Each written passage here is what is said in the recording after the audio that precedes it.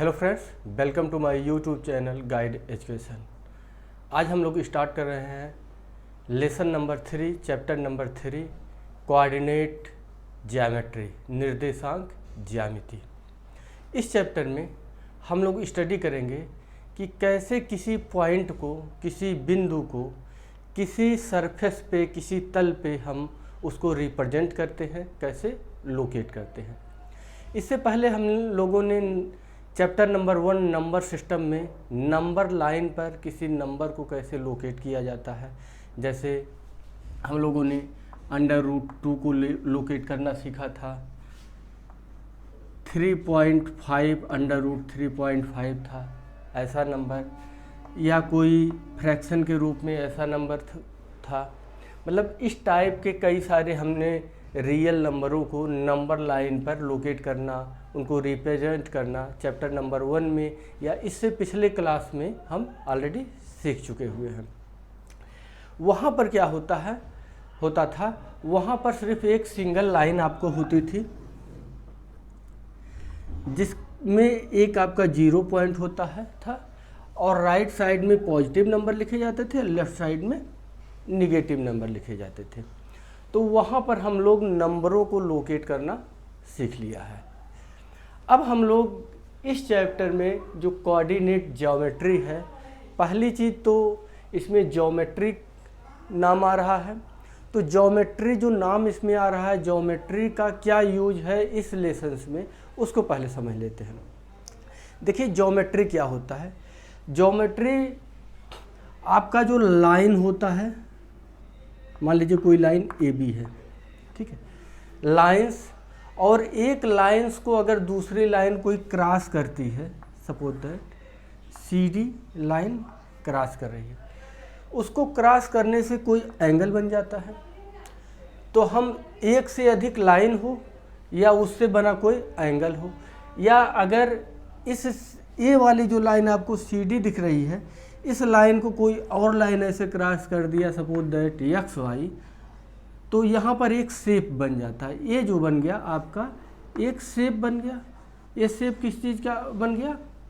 एक ट्रायंगल का शेप बन गया।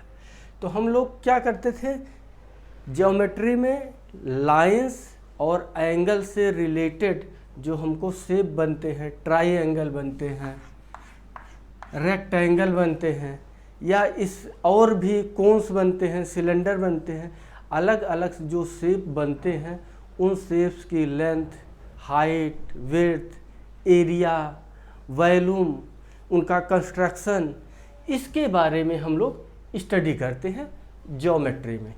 ठीक, अब ज्योमेट्री के साथ लग गया आपका वर्ड कोऑर्डिनेट। ठीक, कोऑर्डिनेट जो होता है उसको हिंदी में तो बोलते हैं निर्देशांक। क्या बोलते हैं? निर्देशांक। लिख देते हैं यहाँ, निर्देशांक। अगर इस वर्ड को, हिंदी का जो वर्ड है, इसको दो पार्टों में बांटा जाए तो एक पार्ट आपका बनेगा निर्देश और दूसरा अंक। मतलब जो अंकों को निर्देश दे रहा हो, जो अंकों को डायरेक्शन दे रहा हो। अंक मतलब डिजिट, निर्देश मतलब डायरेक्शन, और ये डिजिट, या डिजिट बोलिए या यहाँ पर नंबर भी यूज कर सकते हैं। ठीक है, जो नंबर्स को या डिजिट को डायरेक्ट कर रहा हो, उससे related geometry.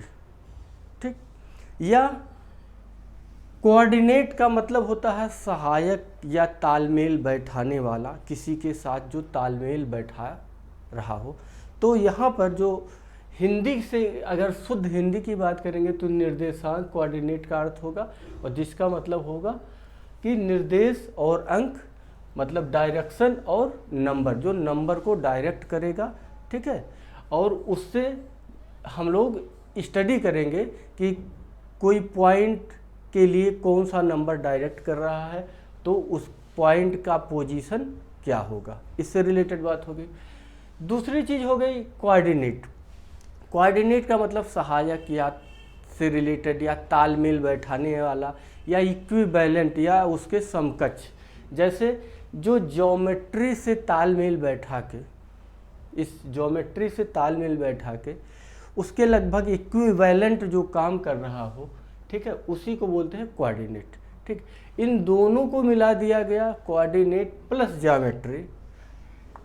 Coordinate plus geometry मतलब जो ज्योमेट्री के साथ तालमेल बैठा के, ज्योमेट्री के साथ तालमेल बैठा के नंबर्स को डायरेक्शन देके किसी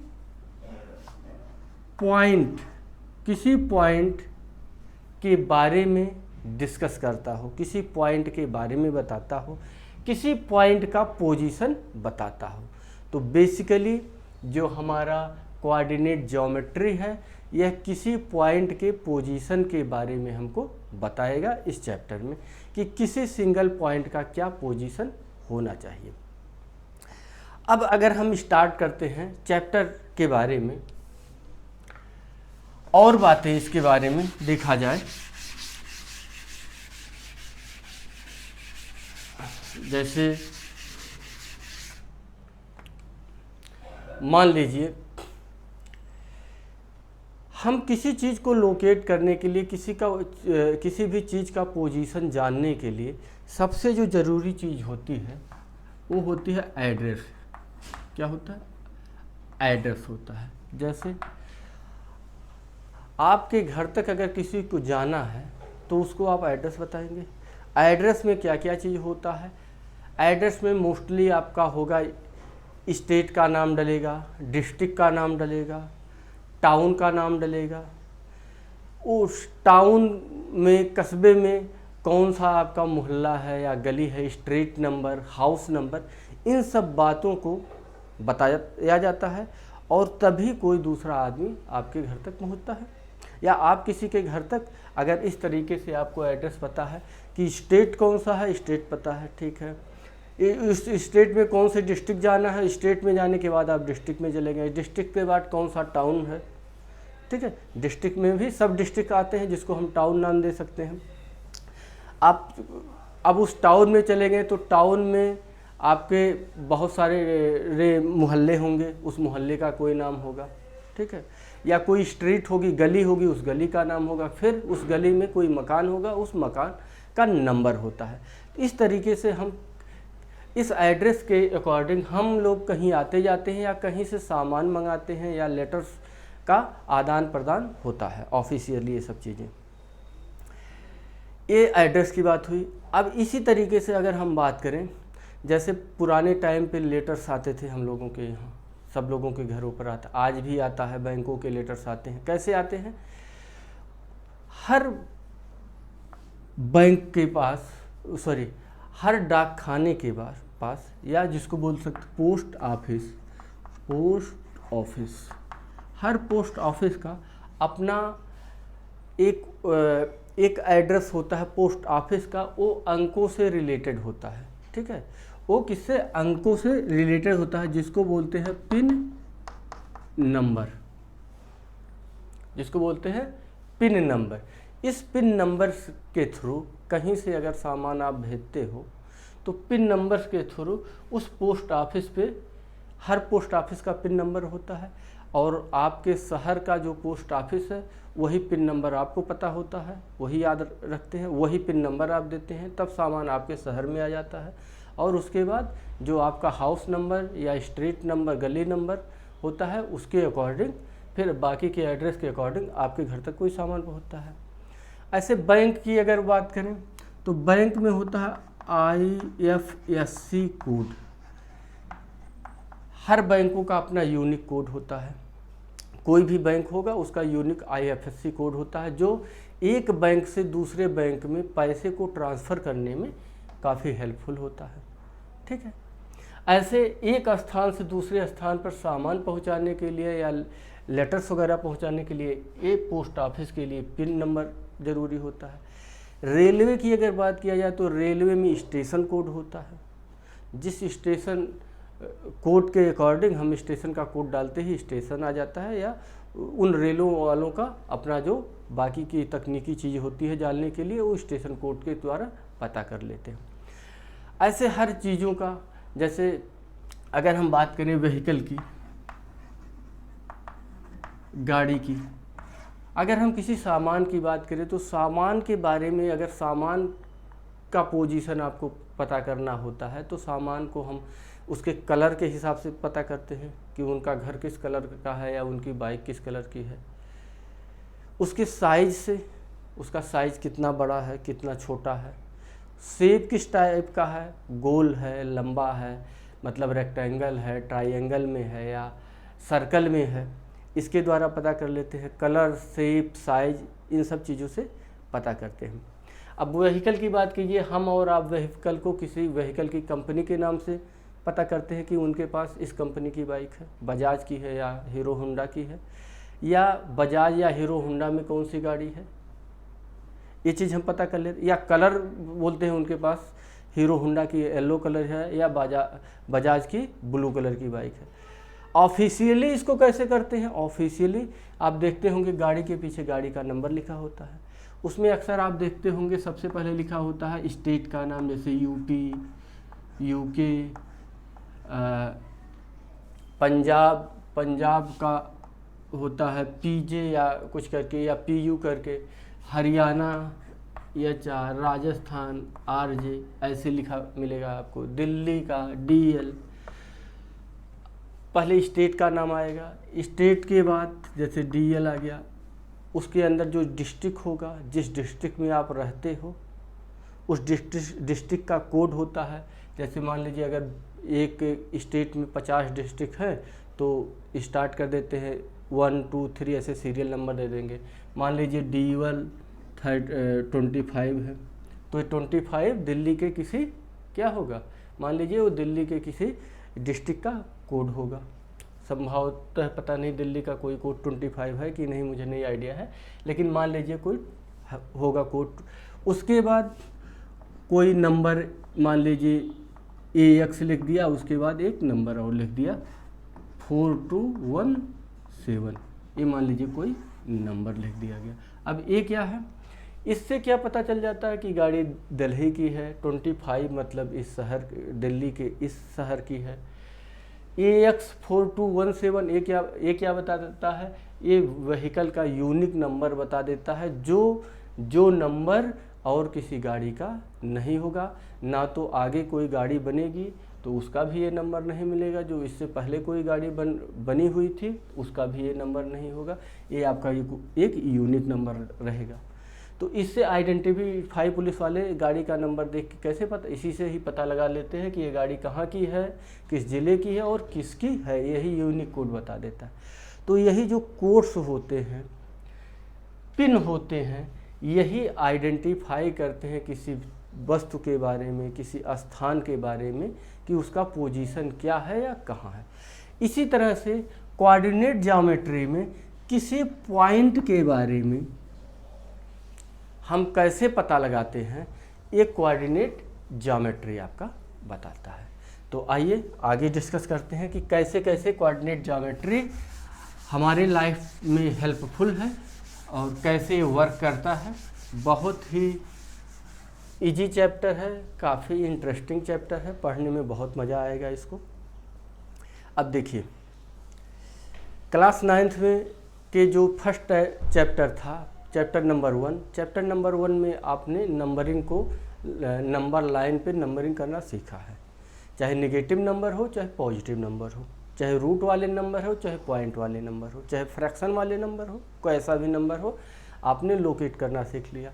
आपको ये भी बताया गया वहाँ पर कि कोई भी पॉइंट होगा उसका एक नंबर होगा, ठीक है।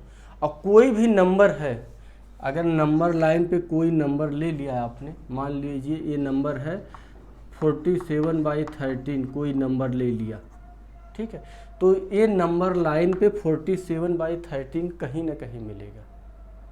और अगर आपने कोई नंबर लाइन पे कोई पॉइंट, मान लीजिए P1 ले लिया ये, तो इस पॉइंट का कोई ना कोई आपका नंबर भी होगा।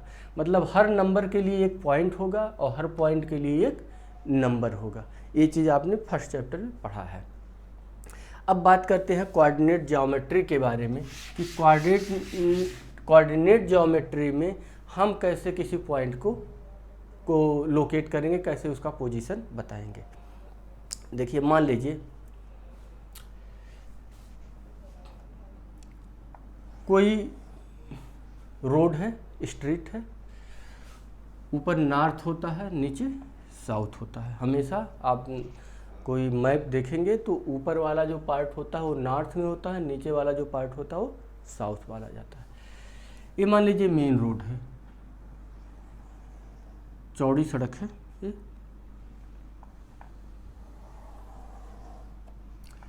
अब ये जो चौड़ी सड़क है, इस सड़क के दोनों साइड में पतली पतली सड़कें हैं, ठीक।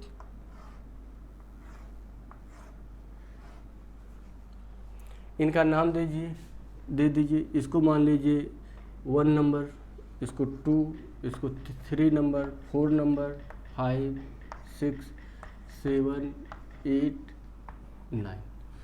मान लीजिए कोई चौड़ी सड़क है, उसके अंदर भी छोटी छोटी सड़कें हैं 1, 2, 3, 4। इसको बोल सकते हैं गली, गली नंबर 1, 2, 3, 4। और इन्हीं गलियों में मकान बने हुए हैं, ठीक है। किसी गली में ज़्यादा है, किसी में कम है।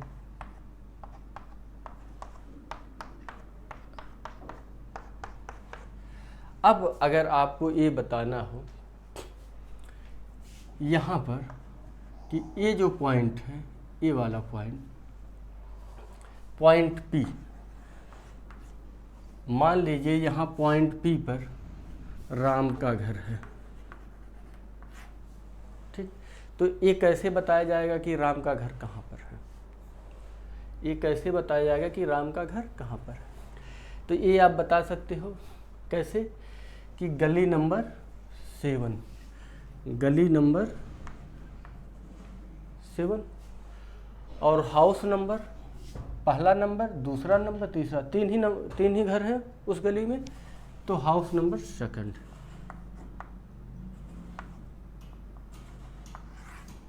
अगर ऐसा आप बता दीजिए कि जो चौड़ी वाली सड़क है गली नंबर 7, हाउस नंबर 2 मेरा एड्रेस है, आदमी इजीली पहुंच जाएगा गली नंबर 7 में, हाउस नंबर 2 पे पहुंच जाएगा। ऐसे अगर कहना हो यहाँ पर, यहाँ आप बता दो कि गली नंबर 4, हाउस नंबर 3। तो इस तरीके से हम पोजीशन बता सकते हैं। ऐसा आप लोग डेली लाइफ में बताते भी होंगे, करते भी होंगे कि मेरी वाली गली में, मेरी वाली गली कहाँ है ये भी बता देते हो आप, कि हनुमान मंदिर के बगल में जो चौड़ी वाली गली है, या साईं मंदिर के बगल में जो ये वाली गली है, ठीक है। या प्लेग्राउंड जो है, पानी की टंकी जो है, उसके बगल वाली जो गली है, उस गली में कौन सा नंबर है, येलो कलर का मकान है, ये वाला मकान है, उसके पीछे टंकी है, उसके ऊपर पेड़ है। ऐसे आप डिस्क्राइब करते हो। तो इस तरीके से डिस्क्राइब करने के लिए आपको 2 बातें जाननी जरूरी है। एक तो गली नंबर आपको पता होनी चाहिए, एक हाउस नंबर पता होना चाहिए, तब आप अपने घर का पोजीशन लोकेट कर पाओगे। और साथ साथ में क्या पता होना चाहिए, चौड़ी वाली गली। एक तो ये आइडिया होता है। उसके बाद दूसरा, मान लीजिए कोई प्लेन दिया हुआ है, मान लीजिए ये आपके कॉपी है, ये आपके कॉपी का पेज है, एक कॉपी का एक पेज ले लीजिए। अब इस पेज पर बाकी सारी चीज़ें हटाते हैं।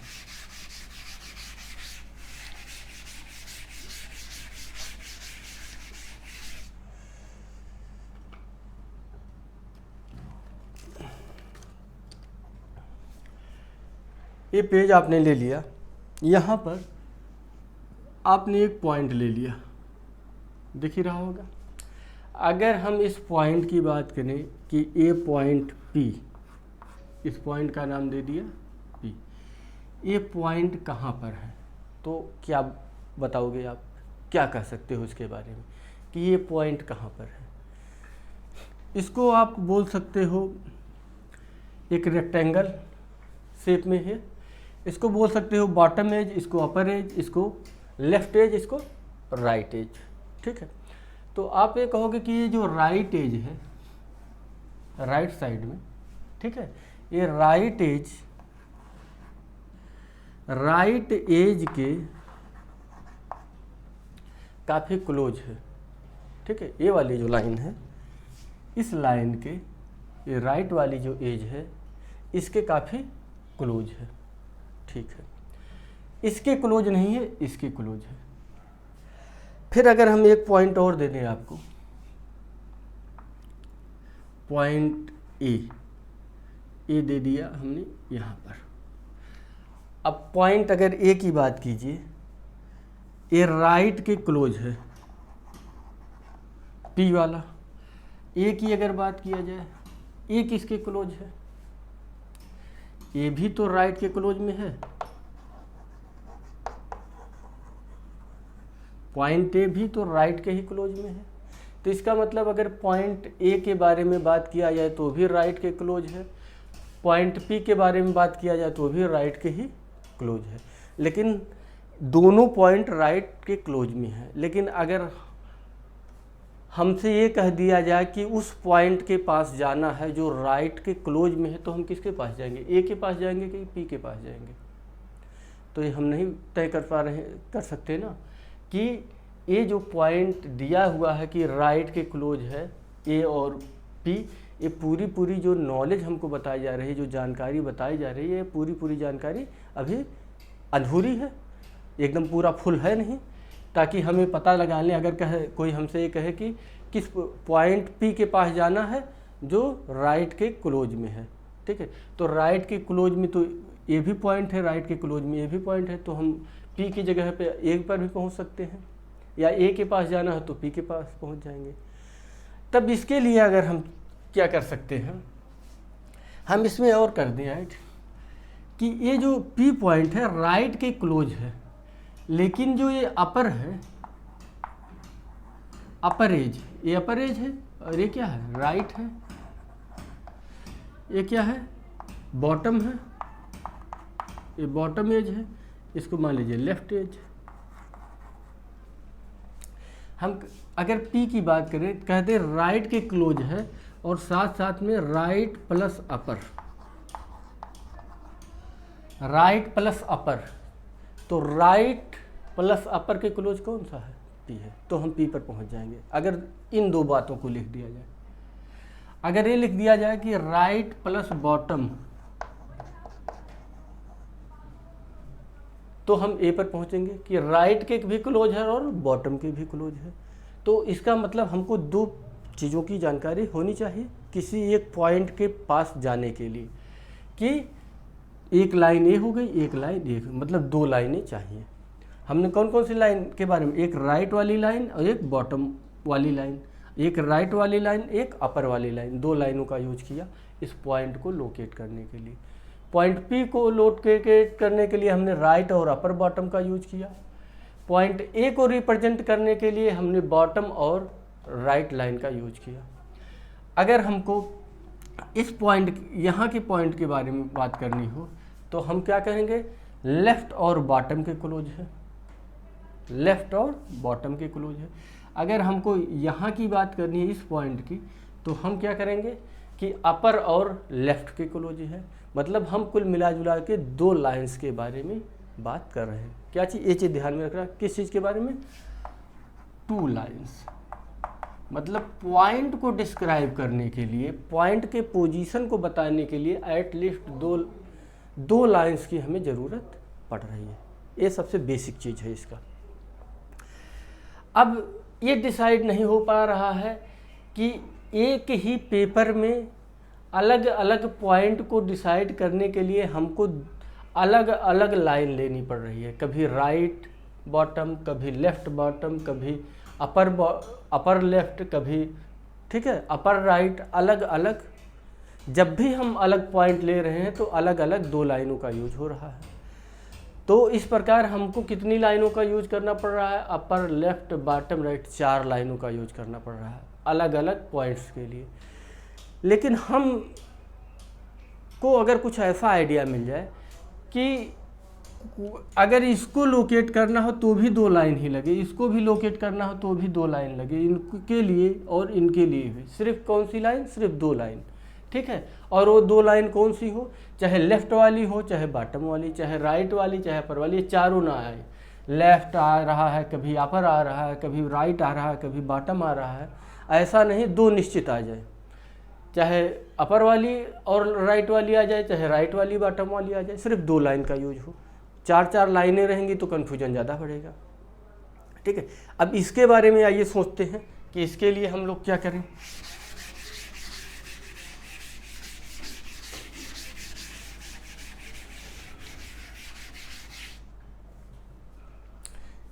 इसके लिए मान लीजिए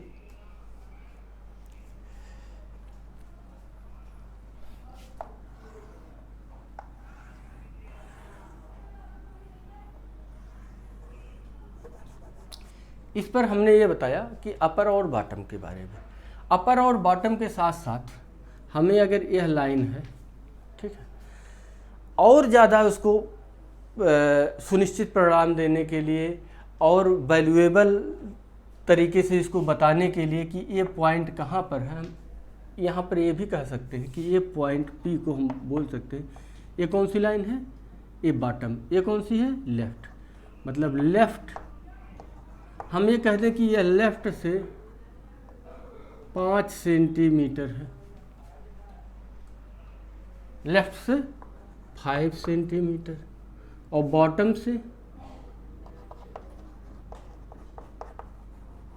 से कितनी दूरी पर है, मान लीजिए बॉटम से 8 सेंटीमीटर है, बॉटम से 8 सेंटीमीटर है। तो हम P बिंदु को ये कह सकते हैं कि लेफ्ट और बॉटम, P बिंदु को हम कैसे लिख सकते हैं कि लेफ्ट बॉटम क्या है, 5, 8 है, ऐसे लिख सकते हैं कि नहीं। मतलब जो ये पॉइंट P क्या है, 5, 8, 5, 8 किसका है, लेफ्ट बॉटम का। मतलब लेफ्ट से 5 सेंटीमीटर और बॉटम से नीचे से 8 सेंटीमीटर। तो हम P पे पहुंच जाएंगे कि नहीं। लेफ्ट से 5 सेंटीमीटर और बॉटम से 8 सेंटीमीटर, लेफ्ट से 5 सेंटीमीटर, बॉटम से 8 सेंटीमीटर, तो हम पॉइंट P पे पहुंच जाएंगे। इस तरह से भी इसको बताया जा सकता है। अगर मान लीजिए कोई स्कूल है, क्लास में ये मान लीजिए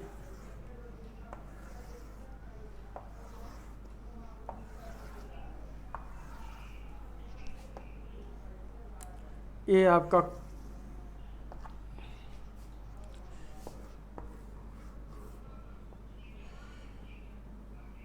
ये मान लीजिए आपका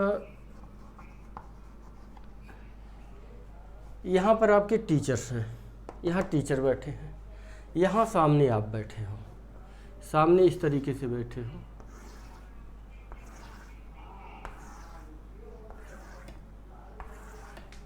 इस तरीके से बैठे हो। अगर पोजीशन किया जाए कि एक लड़का यहाँ बैठा है, 1 2 3 4 5 6, उसके बाद फिर इसको दे दो 7 8 9 10 11 12, ठीक, ऐसे दे दो। आगे 13 14 15 16 17 18 19 20 21 22 23 24 25 26 27 28 29 30, ऐसे मान लीजिए 30 बच्चे हैं एक क्लास में। यहाँ टीचर है, इस सामने बच्चे हैं। अगर ये कहा जाए किसी बच्चे की पोजीशन के बारे में, स्टूडेंट नंबर 15, अगर हम स्टूडेंट नंबर 15 जो है उसके बारे में हम ये करें कि स्टूडेंट नंबर जो 15 है उसका पोजीशन क्या है, 15 नंबर के स्टूडेंट का यहाँ का, तो हम यहाँ ऐसा भी कर सकते हैं। देखिए ये है आपका कॉलम, इसको बोल सकते हैं कॉलम बोल सकते हैं, इसको क्या बोल सकते हैं, रो बोल सकते हैं। कॉलम कितने हैं आपके, कॉलम है 1 2 3 4 5 6, कुल आपके 6 कॉलम हैं।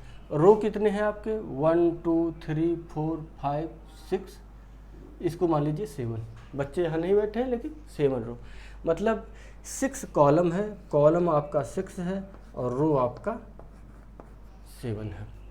तो अगर हम ये कहें 15 नंबर बच्चे का पोजीशन क्या है, तो हम ये कह सकते हैं कि 15 नंबर जो बच्चा है ये 3 नंबर कॉलम में है, 3 नंबर कॉलम में है, 1 2 3, 3 नंबर का कॉलम है। और रो कौन सा है 1 2 3, तीसरे नंबर का रो है। तो हम 15 नंबर के पास पहुंच जाएंगे, मतलब कॉलम नंबर 3 और रो नंबर 3। अगर हमें 22 के बारे में बात करनी हो तो 22 के पास कैसे पहुंचेंगे? स्टूडेंट नंबर जो अगर 22 है, 22 का पोजीशन क्या होगा? तो हम 22 के लिए कहेंगे कि 1 2 3 4, कॉलम नंबर 4, कॉलम नंबर 4 और रो नंबर 1 2 3 4, रो नंबर 4 पर है।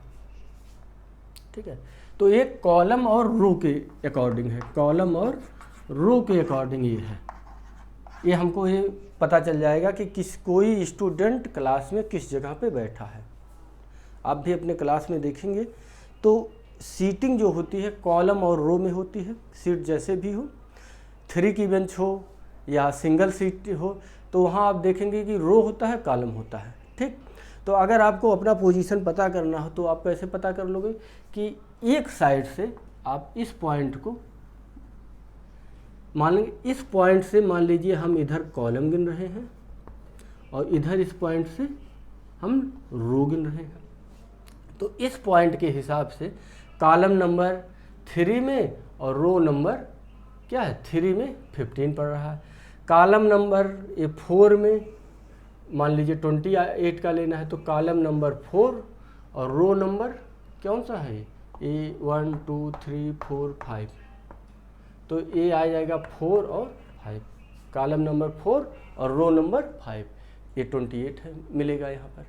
तो इस तरीके से हम इसको लोकेट करते हैं। लेकिन यहाँ पर आपको एक चीज़ देख रहे होंगे, यहाँ पर आपको 2 लाइनों का यूज हुआ। एक तो आपने यहाँ एक पॉइंट को मान लिया और इसी पॉइंट से कह रहे हैं एक लाइन ए मान लेते हैं, एक लाइन ए मान लेते हैं, और इसी में आपको 1 2 3 4 आपने कर लिया कि ये पहला रो कॉलम, ये दूसरा, तीसरा, चौथा, पांचवा, छठा कॉलम, और इसको रो बना दिया 1 2 3 4 5 6, ये रो है।